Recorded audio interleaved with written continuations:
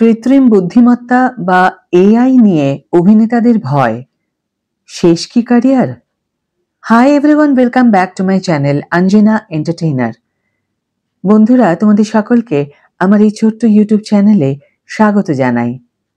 হলিউডের চলচ্চিত্র শিল্পে অ্যাক্টার্সদের জন্য কৃত্রিম বুদ্ধিমত্তা অর্থাৎ এআই এবং ডিপফেক প্রযুক্তির ক্রমবর্ধমান ব্যবহার নিয়ে উত্তেজনা ও উদ্বেগ দুই বাড়ছে।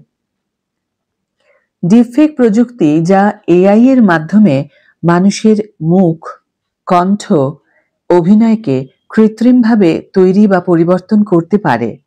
হলিউড ফিল্ম ইন্ডাস্ট্রি এখন তাই গুটি গুটি পায়ে এগিয়ে যাচ্ছে এই আধুনিকতম প্রযুক্তির দিকে।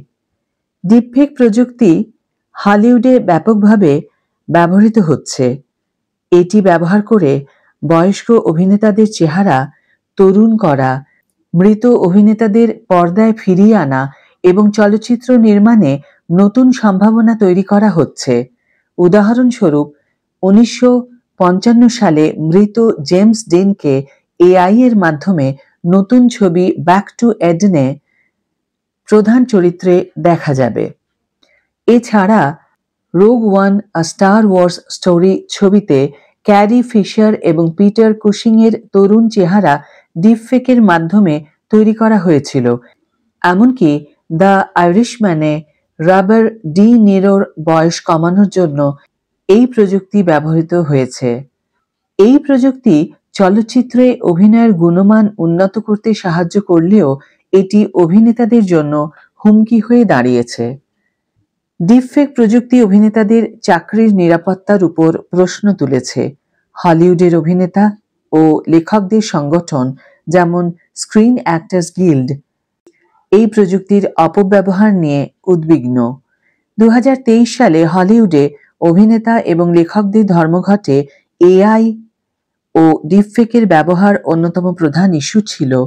অভিনেতারা আশঙ্কা করছেন যে তাদের চেহারা এবং কণ্ঠের ডিজিটাল প্রতিরূপ তৈরি করে স্টুডিওগুলি তাদের সম্মতি বা ন্যায্য পারিশ্রমিক ছাড়াই ব্যবহার করতে পারে।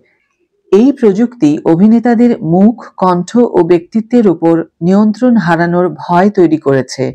উদাহরণস্বরূপ, টম হ্যাঙ্কস বলেছেন, "আমি কাল বাসের ধাক্কায় মারা গেলেও আমার অভিনয় চলতে থাকবে।" এই প্রযুক্তির ফলে অভিনেতারা তাদের মৃত্যুর পরেও চলচ্চিত্রে অভিনয় করতে পারেন, যা নৈতিক এবং আইনি প্রশ্ন উত্থাপন করে। ডিপফেক প্রযুক্তি নিয়ে গুরুত্বপূর্ণ প্রশ্ন উঠেছে।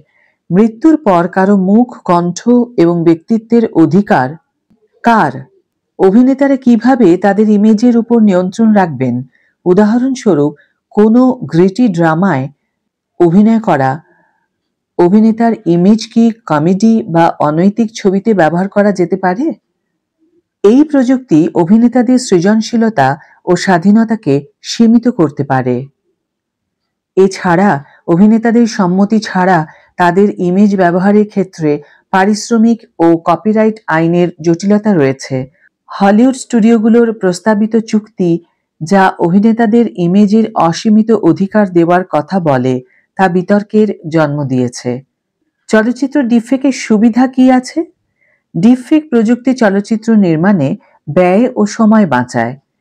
ডিজনি এই প্রযুক্তি ব্যবহার করে রোগ ওয়ানে তরুণ প্রিন্সেস লিয়া এবং গ্র্যান্ড মফ টার্কিনের চরিত্র তৈরি করেছে। দ্য আইরিশম্যানে ডি-এজিং এর জন্য ডিপফেক ব্যবহার করা হয়েছে, যা ঐতিহ্যবাহী সিজিআই এর তুলনায় কম খরচে নির্মিত। এছাড়া ভাষার বাধা দূর করতে ডিপফেক ব্যবহার করা হচ্ছে, যেমন ডেভিড বেকহামের ম্যালেরিয়া নো মোর প্রচারণায় 9টি ভাষায় বার্তা দেওয়া। ডিপফেক প্রযুক্তি কি অভিনেতাদের সম্পূর্ণ প্রতিস্থাপন করবে? বিশেষজ্ঞরা মনে করেন, এআই দ্বারা সম্পূর্ণ ফটোরিয়ালিস্টিক দৃশ্য তৈরি করা এখনো অনেক দূরের পথ। অভিনেতার অভিনয়, মুখের অভিব্যক্তি এবং আবেগ এখনো অপরিহার্য। তবে প্রযুক্তির অগ্রগতির সঙ্গে সঙ্গে অভিনেতাদের ভূমিকা হ্রাস পাওয়ার আশঙ্কা রয়েছে, বিশেষ করে নতুন ও পটভূমির অভিনেতাদের ক্ষেত্রে। ডিপফেক প্রযুক্তি হলিউডে নতুন সম্ভাবনা নিয়ে এলেও এটি অভিনেতাদের জন্য হুমকি এবং নৈতিক প্রশ্ন তৈরি করছে। অভিনেতা ও স্টুডিওগুলোর মধ্যে চুক্তি এবং আইনি সুরক্ষা এই প্রযুক্তির অপব্যবহার রোধ করতে গুরুত্বপূর্ণ।